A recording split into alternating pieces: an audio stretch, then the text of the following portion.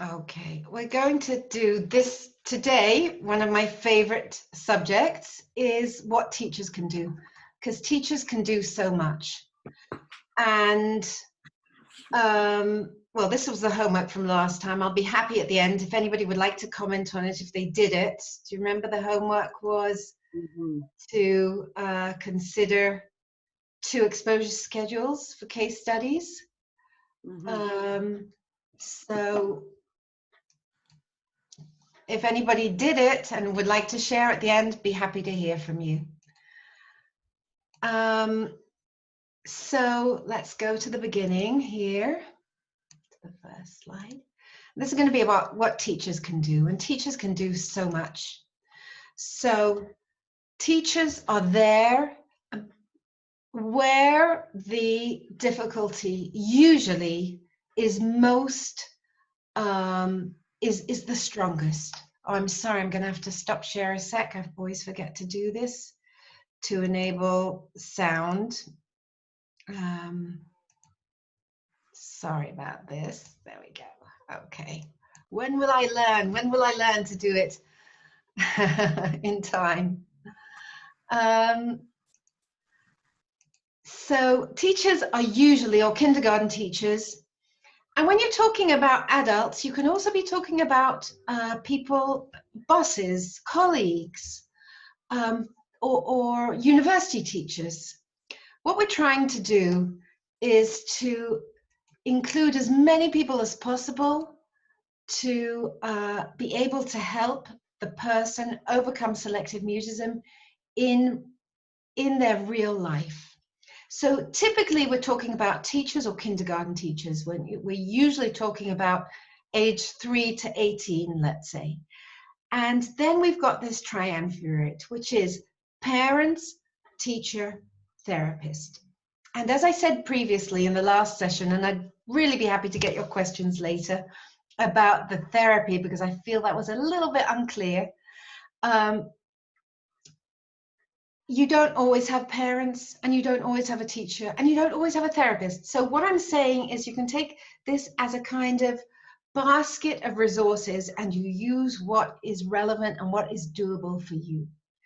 So when you're talking about teachers, open relations between teachers, parents, and therapists, that is the beginning of any kind of intervention. Because if you don't have this communication, then you're not going to be able to explain to the teachers how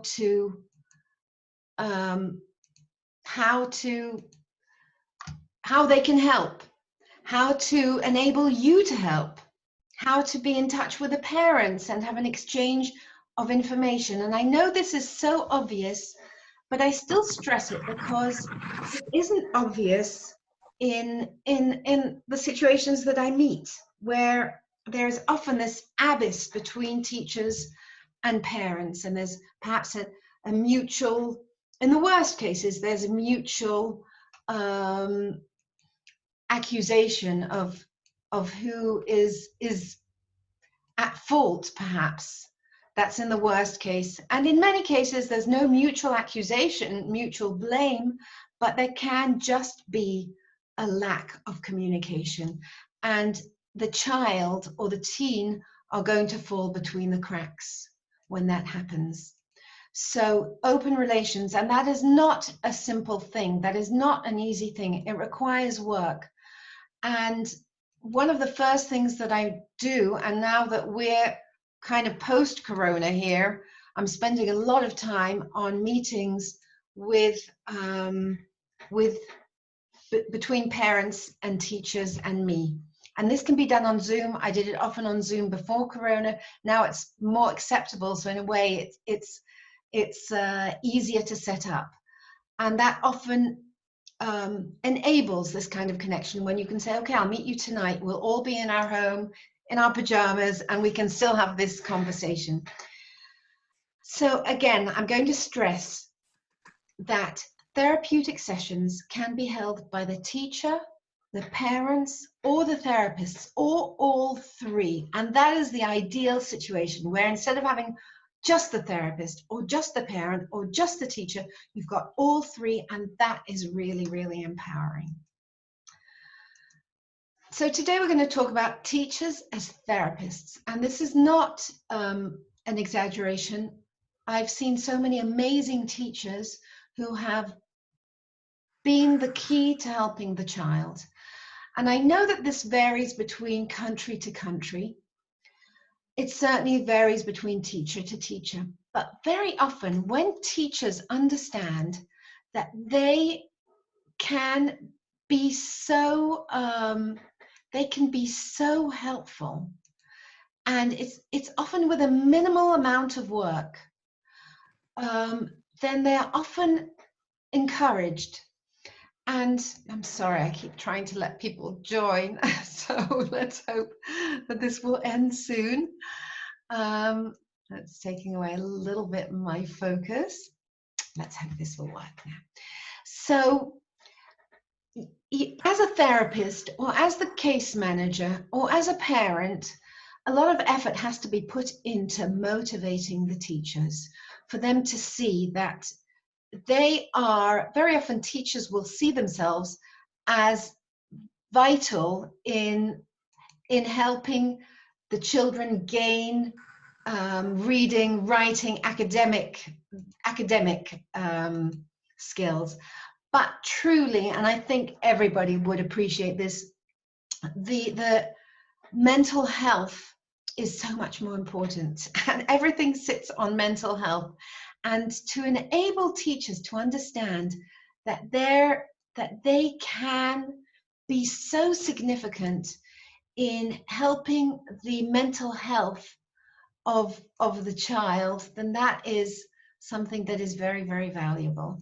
And so that it is worth spending effort and time on helping, on having the teachers understand that this is no less valuable. In fact, it's more valuable to my mind than the academics, than the reading and writing and arithmetic. So,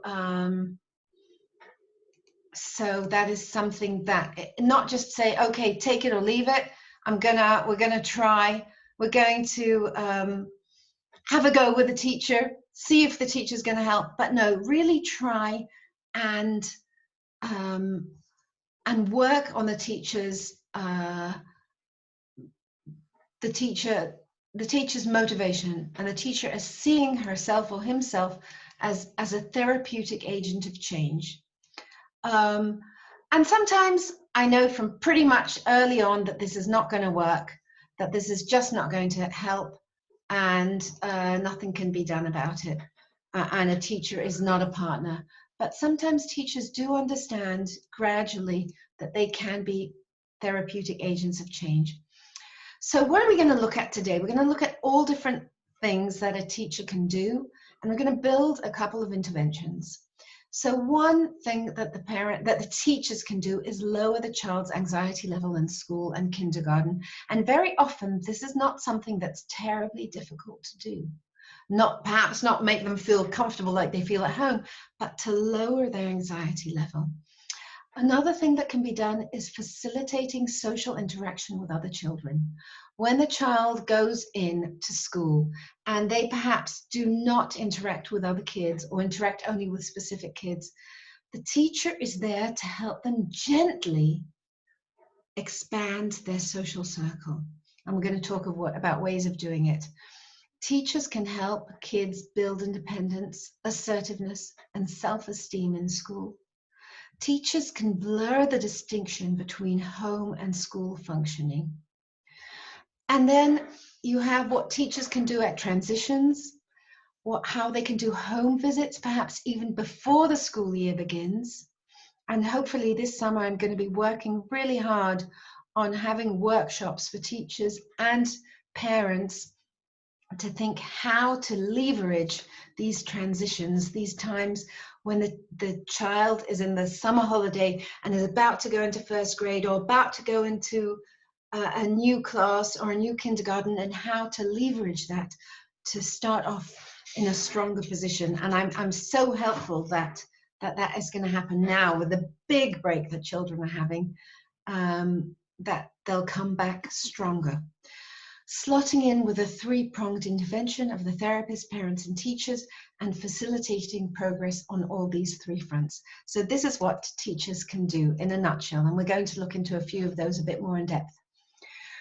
The building blocks for a teacher with a child with selective mutism is building a warm relationship. Now, many teachers do not understand that this is possible, to build a warm relationship with a child who doesn't talk. And many teachers also, from their perspective, feel that the child doesn't want to have any communication with me, so I'm not going to force myself. Or the other end of the spectrum, teachers often feel insulted and they feel rejected and they feel that it's personal. So a slide that I actually intended to add here, and it will be in the next therapist course, is psychoeducation for teachers. Very important, and I have sinned on that front in the past, of not giving enough psychoeducation to teachers. Having leaflets about what selective mutism is, what a teachers can do and shouldn't do. I'm going to send you some of these do's and don'ts. Very important. But apart from sending written information, to have at least a 15-minute discussion about what selective mutism is, how prevalent it is, how it is nothing to do with rejection of the teacher, but it is to do with behavioral inhibition and anxiety of the child or the teen, and how vital a teacher is in helping the child move forward. So to both have the teacher understand what selective mutism is, understand it's not personal, and understand that they are there in a position where they can be so significant that the parents and the teachers will, and the child will say, oh, that geography teacher in second grade, she was the one who got to my child, or that homeroom teacher in third grade. And I think the parents who are here with us today can pinpoint those teachers or those special ed resource teachers who just knew how to reach your child's soul. So when teachers realize that they could be that person, then that is very empowering. So to do the psychoeducation, and don't skimp on that, and I have done that in the past, I've skimped on that, and then it's not as easy to build up this therapeutic alliance with a teacher when you haven't invested in psychoeducation about selective mutism and about how it specifically affects the teacher with a teacher. And many therapists that I know do go to the schools and have an hour, not about the specific child, but first about what is selective mutism, skills that teachers can acquire and implement. And then go on in the second hour, perhaps talking about a specific child. And I'm doing that now. I'm really trying to do that. I think that is very, very good practice. So once that invisible slide on psychoeducation for the teacher and for the and for the school also, that the head, the guidance counselor, the school psychologist should understand this. That is very important to do. And then when you have done that, you will also understand that the teacher will understand the importance of building a comfortable relationship with the child and how those are the building blocks, and not to be scared by the rejection from the child and the feeling that, oh, this child doesn't want me, or I'm not going to be able to talk to build a relationship with a child who isn't talking. But yes, they can, and they can be the one who is going to do it. On the other hand, not to have them feel, and this is often the case of a teacher, that I'm going to push and push because I'm going to be the savior, and so I'm going to do everything, and I'm going to threat and promise. No, it's got to be gradual. It's got to be calm. So the teacher will need guidance in order for to know the correct way of doing it. So what I usually start off by saying to teachers is build a warm relationship with a child, and this can be a few minutes a day. I like it to be daily, because if it isn't daily, then it just doesn't really happen. But it could be even 2 minutes a day. It could be with recordings, like we're going to discuss soon, how you can use recordings, and we have already discussed that. And it can be just with nonverbal communication. So you could say, hey, Toby, do you like sitting next to Jane, and have her say yes or no? You know, you could sit next to somebody else if you want. Do you want to talk to your mum at home and see if there's somebody you'd rather speak to, sit next to, and your mum can send me a message and have the yes or no? Let the child feel seen and build up a communication channel. Nearly every child, I would say 99% of kids, have the possibility of opening some communication channel with a teacher, whether it's pointing, whether it's a slight movement of the head, whether it's playing recordings. And then once the teachers understood that it is so valuable to build a warm relationship between them and the child, and they can start doing it 2 minutes a day just by going up to the child and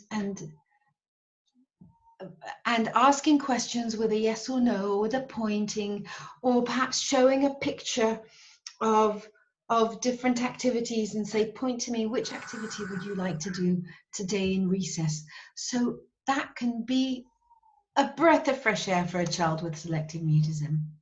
And then that will be the starting point for building a program of small steps, which we're going to talk about later on. Let's have a quick look at this video of communication between a teacher and child, and this is Robert, and this is the communication that he has with his teacher. I believe that I haven't shown this so far, so and I'm going to talk about how Robert's teacher, who's a darling, has built up communication with Robert, and we saw Robert earlier on. Ebony, packed lunch? Robert's silence presents a real challenge for his teacher. Rob, school dinner? He will not talk to me. He never has uttered anything. So I try to give him the opportunity in my questioning in lessons where he can answer me. But in the end, I have to rephrase the question where basically he has to use his head for all the, for gesture and sort of nodding, yes or no. Can we draw 59 and 119 centimetres on that piece of paper? Can we? No. What could we divide by? Write it down there, what you think we can make this to a scale. To help Robert communicate in class. Oh, so sorry. Sorry. Ebony, packed lunch? Him a whiteboard.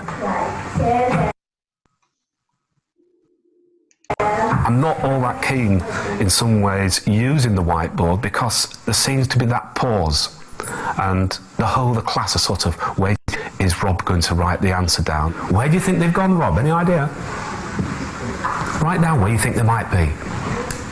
Where might they be? You wait and there's a silence as you hear the pen going across the whiteboard, and it comes up and it's silence again. And then the children obviously will indicate themselves, sort of nod, oh yes, he's got the right answer. Has you got it? Let's have a look. Exactly.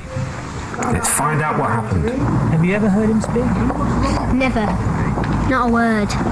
Unless I only heard him laugh before, or sneeze, or cough. They're the only time he ever makes even a noise. There's obviously something wrong with him. He's scared or frightened. It's like there's a problem with him. But you don't know what that is because he won't tell you. He won't even say the shortest words like hey, even, or even a. That's what your poster's going to go on. So, when I said we make things to stick on it, not the... He's not the boy everyone wants to be friends with, I wouldn't have thought, because they know they can only get a limited amount out of him. When he goes to secondary school, the big worry is bullying. I think he'd be the sort of person that kids might bully because he won't talk back.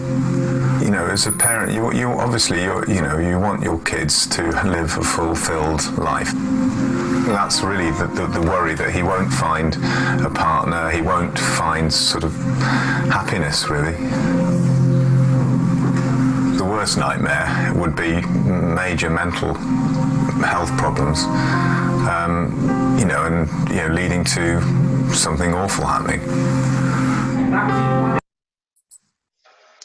So there we saw Robert and how his teacher has built communication with him. He's using both non-verbal communication. I really prefer non-verbal communication because that is closer. We all use non-verbal communication all the time, you know, like I am doing now. So that is a good repertoire. And I really believe that building up that non-verbal communication is excellent, and it's a stepping stone for verbal communication. However, especially as kids get older, they also have to be able to communicate more. And while I would recommend treatment to help them communicate, I do feel that sometimes you have to give a whiteboard. And that also is writing. It's his expression. It is his self-expression. A child who can record himself and give the answers, that's even better. And there's some kids who have an MP3 or some kind of recording device, and the teacher will ask them something and they can run out and record themselves outside and then come back in and play it. That's even better. But a whiteboard is often a necessity. And I think that a whiteboard should be used when necessary. It certainly is head and shoulders above any kind of response board that is used in autism, which is you press a button and it says, I need the bathroom. You press a button that says, I need to go to, I'm hungry. You press a button and that says, I'm tired. So nodding, writing is much better than that. And because once you give these talking boards, I can't remember what the official name is, then you are giving a message that this is it. This is instead of you talking. So I don't want that ever to be the message. The message should always be, we're moving towards freer communication, whether it's non-verbal to begin with and moving on to verbal, or whether it's writing and recording. So we'll be talking more about that, about building a communicative relationship with a teacher. And of course, you as the therapist or you as the parent are trying to communicate this to the teacher and facilitate this and give them ideas and say, okay, why not try and build up daily the relationship using gestures, using nodding. So very important for a teacher not to exclude a child from activities because of selective mutism. And this can be tricky because if you're in the kindergarten and you're going around at circle time and asking everybody, what did you do over the weekend? And then you come to Toby and Toby's not going to answer. So what do? Well, there's a fine line between including the child in all activities and maintaining a tolerable level of anxiety. So you're not going to push the child to do something that he can't do. And many kids will not be able to get up and point or nod or take something out of their bag. It requires thought and planning of a teacher. For example, in circle time, perhaps the teacher would ask the mother or father to send something in, which some seashells from the beach, which the teacher will be able to hold up and say, hey, this is what Toby did on Saturday. Take a look at these seashells. And so she is a part of it. If she is able to take them out of her bag and show them, and you can say, Toby, take out the seashells from your pocket. That's even better, because then she is more involved in it. But passively or actively, that she should be involved. The child, a teen, should be involved. And this requires two things. It requires the teacher being aware of what the child can or can't do.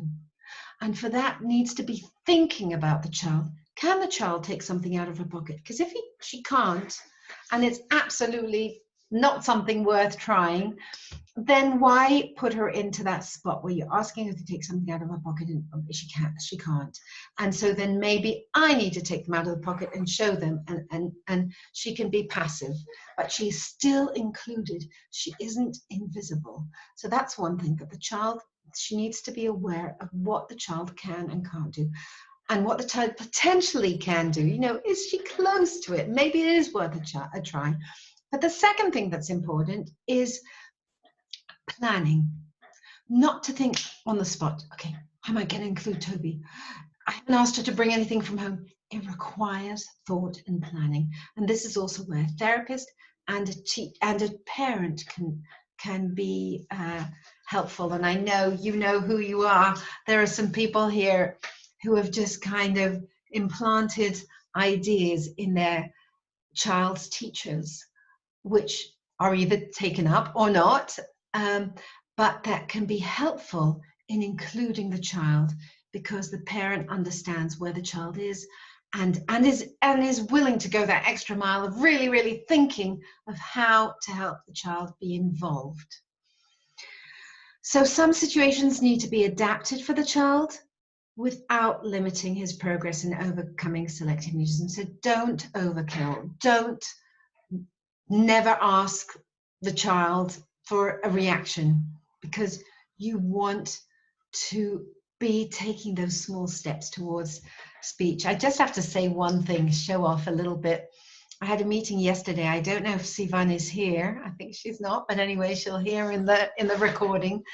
One of my main therapists here, who we had a Zoom with a parent who's about to start therapy, and she was asked, Sivan has treated tens or close to 100 kids, I would say. And she was asked, you know, can you think of a case where the therapy didn't help? And she thought long and hard and said, no. In all of the cases that she's worked with, it has helped. It's usually helped extremely, but it has always helped. So again, have the teacher understand that there are so many things that he or she can do which will really help the child move forward. And sometimes small things can really help the child feel better. What it must feel like for a child to be invisible and just sit in circle time every day and not be included, either not be included or be included in a way that's worse than not being included, because they are not asked to do things which they can't do. So use gestures and signs to communicate, not writing whenever possible, but as I said, like we saw in Robert, sometimes writing is important. See the child as a normal child, so much more than just a child with a problem. See the child as somebody who has so many strengths and likes and dislikes. And then the teacher, once that kind of focus has been changed, will also be able to think of ways to include him.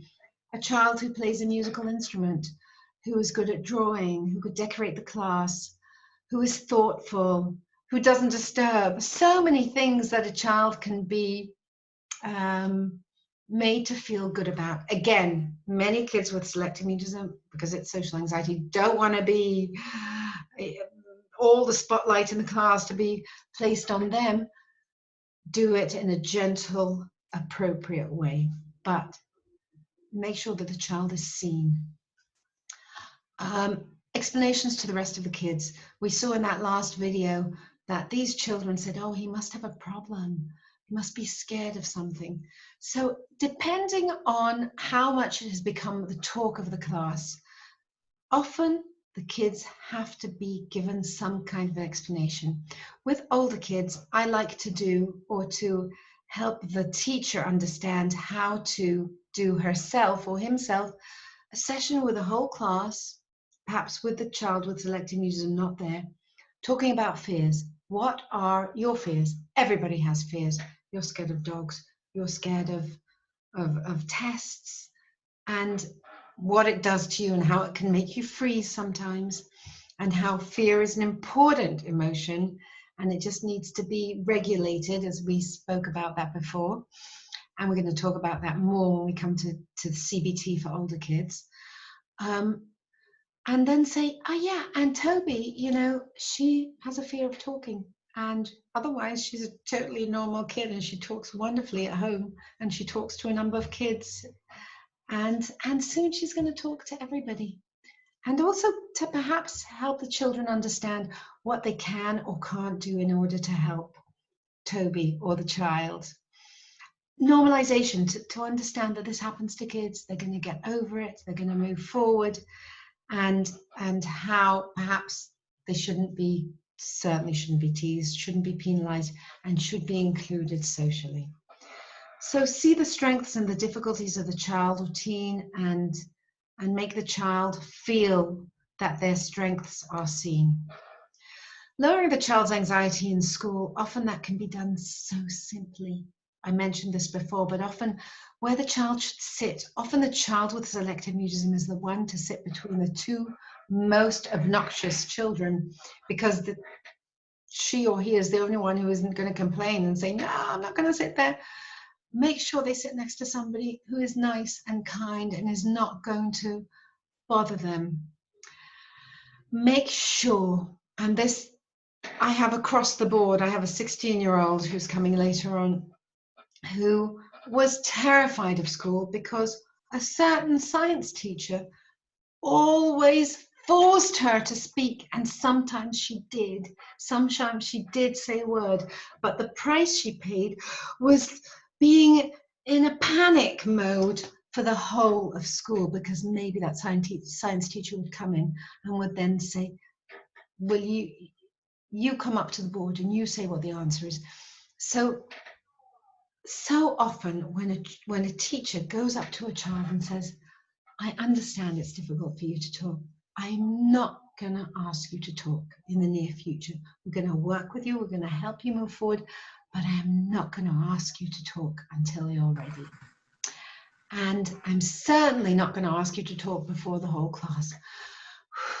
And then that can be just such a relief for a child to know that, and that all of the teachers understand this. So this is very, very important. You know, if you think about us, it would be like me being asked to go into school, and every day the teacher asks me a question in Chinese, and I don't know Chinese, I can't do it. But I know that I'm going to be subjected to that humiliation and that discomfort. So the staff, again, we're coming back to psychoeducation, and that is going to be a big part of my future slides on how teachers should help. Staff need to understand how to relate to a sensitive child, how not to push them beyond their comfort zone, how to help them be seen, be normalized, be seen as full people with strengths and difficulties, and how to take them step by tiny step up to improved social communication. Consider all aspects of the school experience. Other teachers need to understand his sensitivity and his vulnerability, and to watch out for bullying. That's a big one. Fostering social interactions. So much can be done. For example, if a child speaks to a couple of kids or is comfortable with a couple of kids, and you have that child working in small groups with his friends or with the people he feels comfortable with, and perhaps in a private place, so that maybe if these are children that he does speak to outside school or in school, that maybe he will be able to speak to them in school, sitting near friends.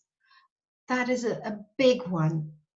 To help them feel comfortable, sitting near friends, sitting near kids they like, and that will help them open up to the world around them. Guidance in recess is a big one. Recess is often free for all. There's often bullying. Kids can often just be totally alone and lost. And sometimes a little bit of help, of course, dependent on the age, but for a younger child, the teacher will just take them by the hand and ensure that he has that bicycle. And perhaps beforehand, if he does have a communicative relationship, and says to him, what do you like doing in recess? Do you like bikes? Do you like playing in the sand?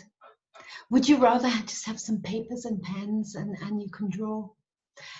And then take them by the hand and help them go and get that bike. And then that little gesture, firstly, can reinforce their unbelief in humankind and give them a different experience. Recess is every day, and it is a really complex set of social skills that you need for recess.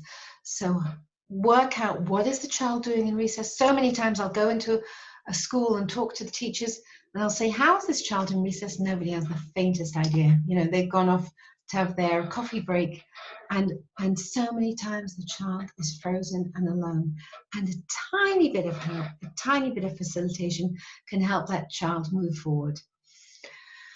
Recommendation to parents regarding suitable friends to invite home.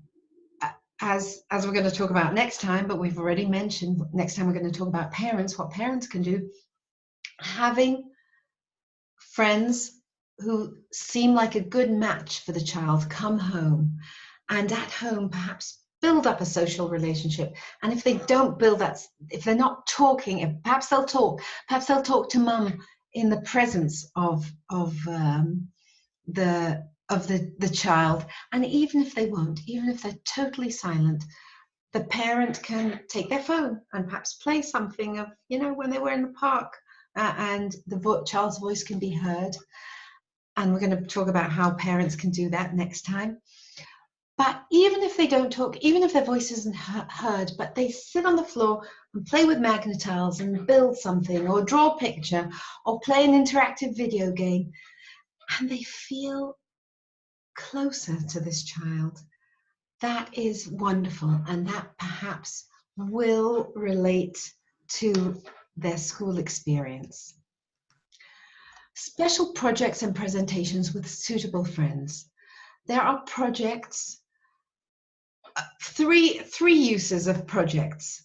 One is projects that bring the child's voice to class. So it can be a PowerPoint that, say, if a child has one friend who they talk to outside school, perhaps they could be asked to prepare a PowerPoint about the summer holidays.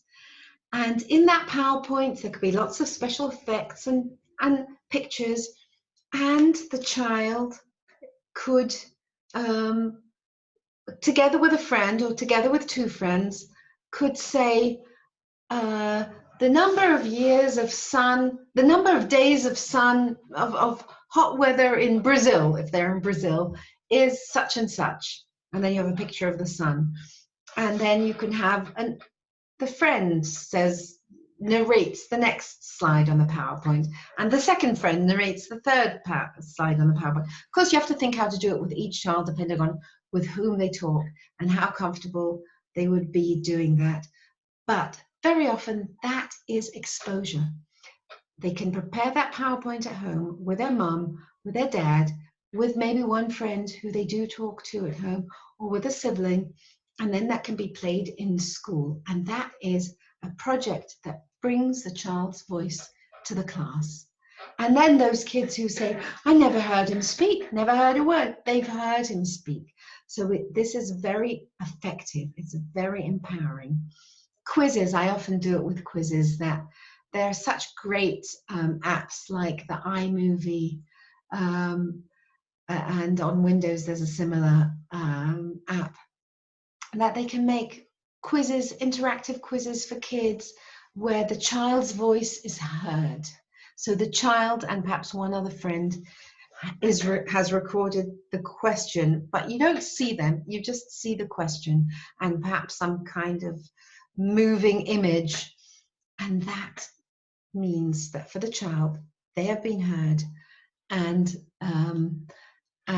for their peers, they have heard them. So this is the first special project that, again, the parent can think about, or the therapist can think about, and give these ideas to the teacher. A wonderful experience I had with a child in Singapore where this was how he moved forward. Again, it was with the teacher and the parent and the therapist, but he just loved doing these presentations at home. I think it was without a friend initially. And initially it was just played to the teacher, and then it was played to the class. And in fact, I remember it was played to a whole parents' evening eventually, while he still wasn't talking. But that gave him the feeling that I can do this, that I can open up.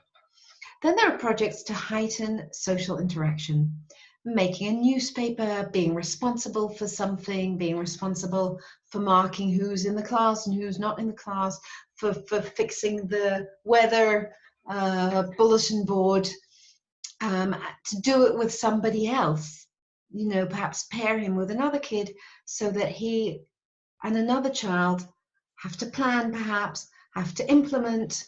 And again, this depends on the degree to which the child is comfortable socially. But often this will also be a way of, perhaps if the child doesn't want to invite friends home, that you're saying, okay, Toby, you and Jane are responsible for the newspaper. So I suggest that you meet in Toby's home to prepare what you're going to include in the newspaper. Of course, age appropriate, child appropriate, what their strengths are, what they're good at. Perhaps make a playlist of music for end of year party and on Spotify, and you, Toby and Jane, you go to Toby's house one afternoon this week and work on that playlist, and that can just cement some social interactions. Then there are projects to showcase skills, and perhaps again with another child, with another two kids, if the child with selective mutism is very artistic, that they can be put together with two or one other kids, and they are responsible for decorating the class. And again, perhaps they could go home and prepare some decorations, or perhaps they could be in the class in recess as a little group and do these decorations, and that will help the child develop friendships. Kids who are good at music, that's wonderful. There are so many kids who I've come across, including my own kid 30 years ago who played violin, and he would get up in front of 100 people, play violin, and his voice would be heard even though he wasn't talking. Teachers' belief in the child. Children feel other people's belief in them, and this strengthens their belief in themselves, and it also facilitates the child's trust in his teacher. So it's very important for parents and therapists to show what this child is able to do. Music, art, sports, just kindness, goodness, emotional intelligence. Sometimes kids with selective mutism have too much emotional intelligence, too much sensitivity. Very important to show the teacher whatever he will or won't do in terms of intervention, videos of the child speaking with or without the child being present, but just so he should see what this child is able to do. And that often facilitates the teacher suddenly being aware of what potential this child has. Once the teacher believes that this child has the ability to talk and will move forward in school, that is projected through brain waves to the child, through expression, through the teacher's interaction with the child, that's powerful. But on the other hand, and this is like two sides of a coin, the teacher should accept the child as he or she is. On the one hand, believe he can move forward. On the other hand, accepting, being calm, not pushing forward, thinking, planning, as we said before, what steps can be taken in order to move the child forward, but accepting the child as as a rich, multifaceted person and working with that child from a place of acceptance. Robert, I'm not sure whether we saw this. I think this is a short, very short video. We'll see how Robert is sporty, but he doesn't. Robert's real passion is sport, particularly football.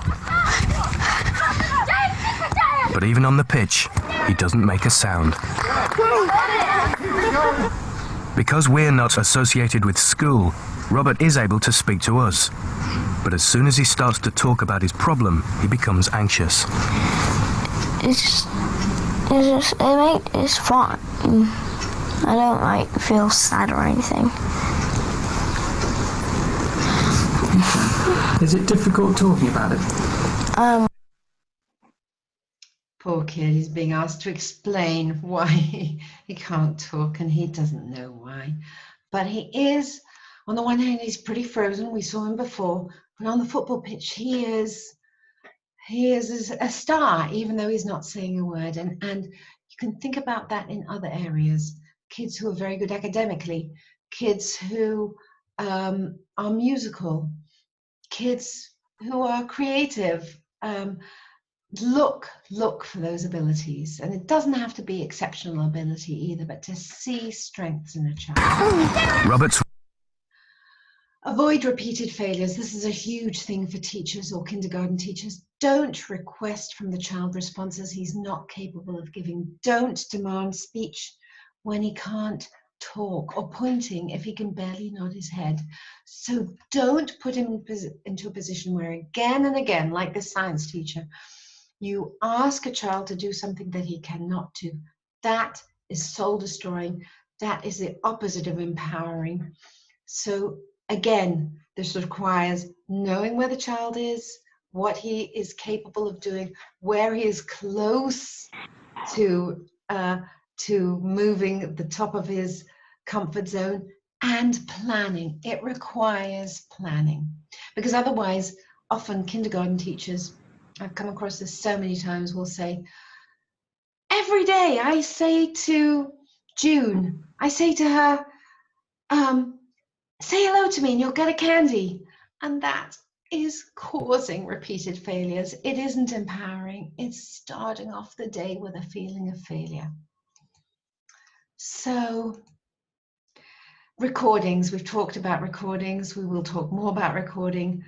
There are wonderful recordings. That's always the first thing that I say to parents, make recordings, because they are fantastic for using, for a teacher to use. WhatsApps, apps, talking album, and then the teacher can build a program. We're going to look at a couple of programs briefly, where every day, a 4-week program, I like to do a 4-week program because that is manageable. The teacher sees, okay, it's a month. I'm going to do my best to give this child 3 minutes a day for a month. If it's forever, then it's not going to happen. Initially alone, then generalizing with others, and listening to the child. Listening to their voice in school is self-modeling. Their voice is there, and it's often extremely powerful. There are amazing apps. I just wrote down a few: Toontastic, Puppet Pals, Story Wheel, Talking Tom or Angela, iMovie, Voice Plus, Doodlecast Junior is actually my favorite. I love it, where you draw and you talk at the same time. And I've used that with so many kids. And this is great for perhaps a parent to record at home and then send to the teacher. And they can look together with the child at these interactive apps and hear the child's voice. So we talked already about building a desensitization ladder. And here we're going to talk about building a desensitization ladder for teacher-child intervention. Again, it's a ladder of small steps. I like to do the 4 week because that kind of gives them a push. You can also follow up on 4 weeks. If it's the whole year, they're just not going to say, okay, this is not for me, usually. Patience, again, motivate the teacher. It's not just putting it forward. You have to motivate them. They can really do good. Build steps based on the current functioning of the child. Worthwhile beginning with some home visits when it's possible. and maybe the child will talk in your presence. Even not, he'll know how much you care, and it can blur the distinction he's made between home and school. I like it a fixed time and place for teacher home visits, a teacher intervention of the 4-week program. It doesn't have to be a 4-week program. That's just what I do nowadays, because I see it works better than just having an open-ended plan for the teacher. And by the way, if the 4-week program goes well, you can build the next 4-week program after that. So I think we went through this already. This was Evelyn and a teacher. She prepared the talking album. The first week, prepare the talking album at home, just for fun. You know, with younger kids, don't necessarily say that this is for school. And then this is with the key worker, this is not with a teacher. Okay, so it can equally be done with a teacher. They look and listen to the pages of the talking album that Evelyn prepared, and ask questions that can be answered with yes or no. So this is week 1 of the teacher finding a quiet place in school, taking the talking album. First week, just listening to the talking album, and Evelyn, who was able to do yes and no, listens to herself, what she recorded, saying, I was in the zoo and I saw a penguin, and there's a picture of a penguin, listening to that. And then the teacher can say, oh, did you go with your mum to the zoo? If Evelyn is able to do this. So please, I didn't realize it said key worker here, it should say the teacher. Look and listen second week, so that every day, 3 minutes, a private place, so not all the kids are gathered around. Second week, I think we already did this, you look and listen to the pages of the talking album and ask questions that can be answered with a yes and no. And then, we did this in the section about desensitization. Ask for choice questions where you're giving 2 options. Is that a penguin or is that a seal? And she's just said that's a penguin. And so you're giving the 2 options, 5-second rule, you're counting 5 seconds in your heart, and then asking it again, saying, okay, you could whisper in my ear. If that works well, then the third week, you could again listen to the talking album, the teacher, listen to the talking album, questions yes and no, forced choice questions, and then a game like throwing a ball. And then if that works well, then the following 4th week could be including another friend or another teacher. I'm gonna go over a plan that I built this morning, actually, for a 12-year-old girl, Ditty, a 4-week plan with her teacher. She's 12 years old, no cooperation from home, and it's very entrenched, non-speech, and there is nobody to talk to at home. There is a difficult home situation. She does talk with 2 friends. So we built this intervention together with the 2 friends. They're 12 years old. The school will buy the talking album, and then we'll give them this talking album to Ditty and her 2 friends who she does talk to outside school, and they'll prepare it outside school. And this was going to be introduced as part of a project that they're doing in the school with all the children. So these 3 girls, Ditty and her 2 friends, will be asked to prepare the talking album outside school. And then the following week, they will bring in the talking album, and the teacher will listen to the talking album that these 3 girls have prepared. And then that will be week 1 of the teacher's intervention.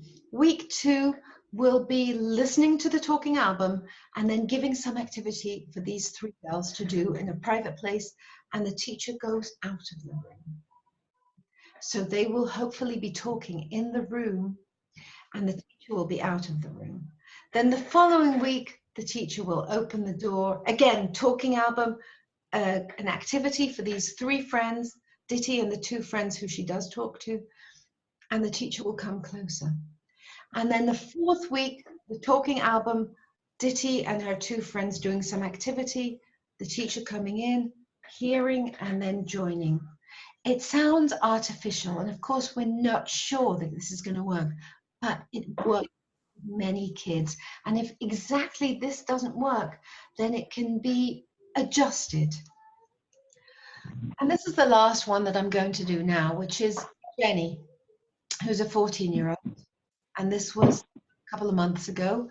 And Jenny is older, it's entrenched, there is cooperation from home, but she needs something that is much more age appropriate and standard. And here I often will suggest to the teacher that they ask for reading, because reading is something that teachers need to assess reading. And I'm just gonna mute 1 second. And so with Jenny, the teacher first asked weekly readings, and Jenny had a hard time doing it, but would send in weekly readings. Initially, the teacher would listen alone, but Jenny would know that she is being heard by the teacher. Then Jenny, say the second week, Jenny would hear with the teacher, and so Jenny would hear her voice. And then the third week, Jenny would hear with a teacher and then would be asked to read a word. So this is a different type of plan for a different age, different needs. But I like doing this 4-week plan because that is something that you can ask the teacher to really do it every day. And here, even though Jenny only sent once a week, I asked the teacher to listen to it every day. Or maybe Jenny would send a long enough passage at the beginning of the week that then the teacher could listen to chunks of it each day. So here's some homework for anyone who would like to practice it. To name a child with selective mutism who you've been working with, and think about 4 things that the teacher could do. What could the teacher do? Based on what we've spoken about today or any other ideas. By the way, there are always more than 4 things that a teacher can do. So while I've mentioned the whole gamut of interventions that a teacher can do, you can make it less daunting for a teacher who perhaps would say initially, I can't do very much. Tell me a few things that I could do. I'm happy to do a few things, but I'm not going to be able to do that daily 4-week plan. What else can I do? So I would love it if anybody feels like it, to make a table like this.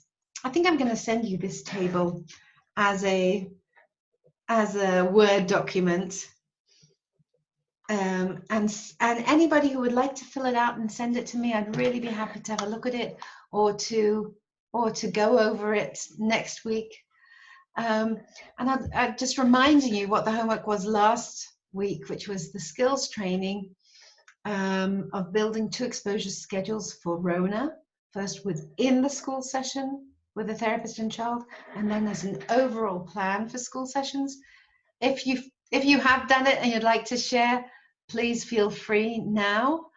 And if not, you're very, very invited to send it to me, and we'll go over it, and I will write back to you. So I'm going to stop the recording,